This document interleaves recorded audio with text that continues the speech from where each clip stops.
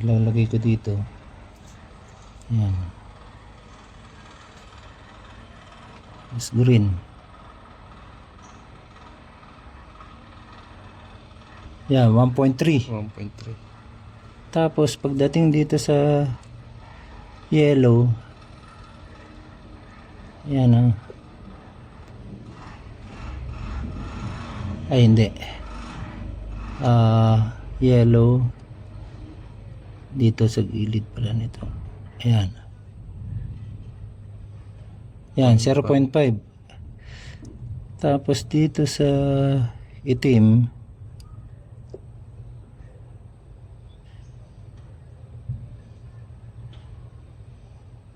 .7. Sa tingin ko may ano to. Check natin.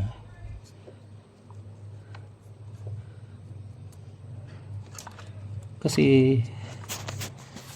point something lang dapat yan, hindi umabot ng ohms. Imposible naman na may pyesa dito.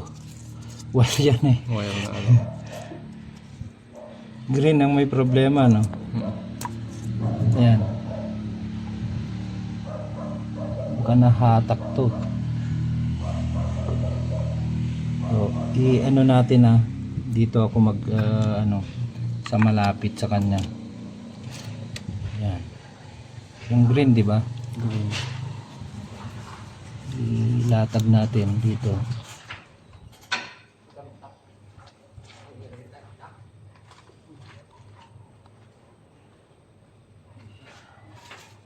Oh, 1.3 talaga. 1.3 talaga. Oh. Di nandito ang problema. Napaka-imposible naman yan. No? So, ang gagawin na lang natin ganito 'yan. Brown to, di ba? Brown siya, di ba? O black. Black. O black kamo na lang 0.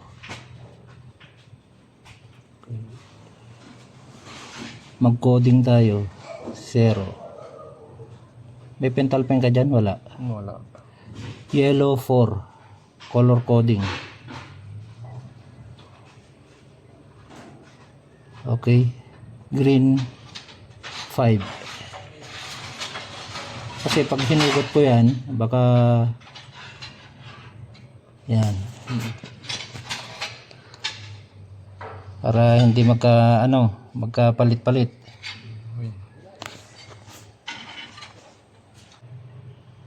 Yan. Tapos napakita mo dyan yung tester. Yan. 0.6. 1.6 na. Para ma-video ko. Ayan o. Lumusot namin eh. Baka wala yung washer dito ngayon. Baka naiwan niya.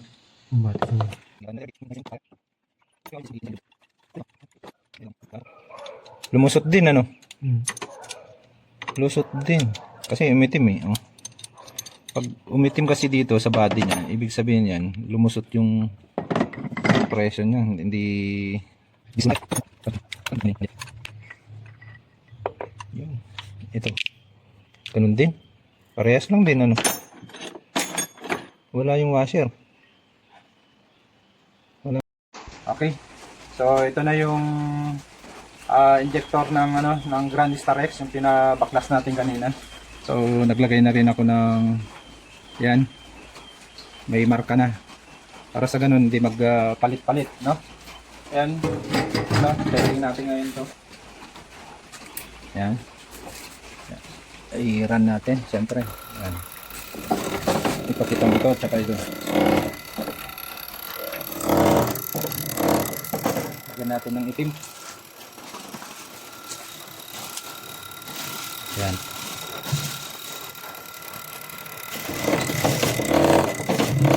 Yun, kita.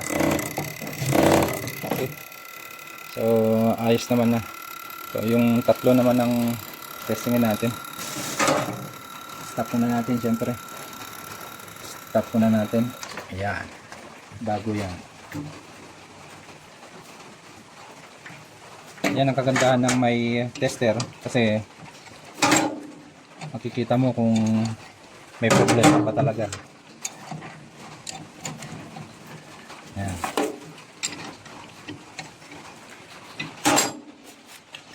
Testingin na natin lahat. Ayan. So, lagyan natin ng run. Ayan.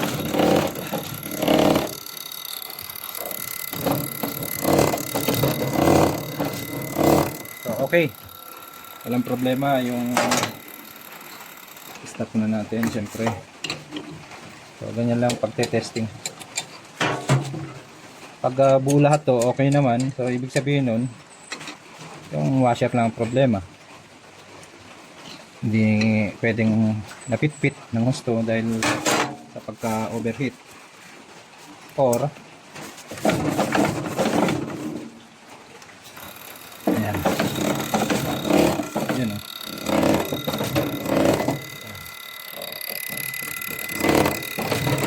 Okay naman. So, patayin muna natin, syempre. Yan, ganyan. Tapos, ito. So, pangatlo na to. Pang-apat.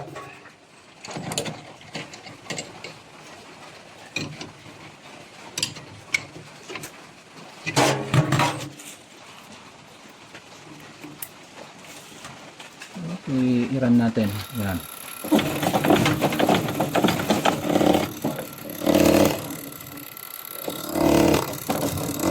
Yun. Ayos. Okay na. So, ibig sabihin nun, siguro nakiligtaan na linagay yung washer. So, napaka ano kasi yun, na nangitim dito. Pag nangitim kasi dito, patayin ko muna to. Pag nangitim kasi dito, ibig sabihin nun, yung washer kasi napaka-importante yun. Kasi hanggang dito dapat lang yung iitim. Pag umitim hanggang dito po yan, ibig sabihin nun, may loose compression na dahil napunta lahat na din yung kanyang lumusot, kumbaga lumusot. Okay? So tandaan, pag nagkabit po tayo nito, siguraduhin na may washer. Hanggat maaari, bago. Hindi pa pwede yung luma ilalagay ulit. Hanggat maaari, yung bago ulit. Kasi syempre napitpit na yun eh. Pag napitpit, may tendency na may tatagas. Lulusot at lulusot yun. So, yan. Bili muna tayo ng washer.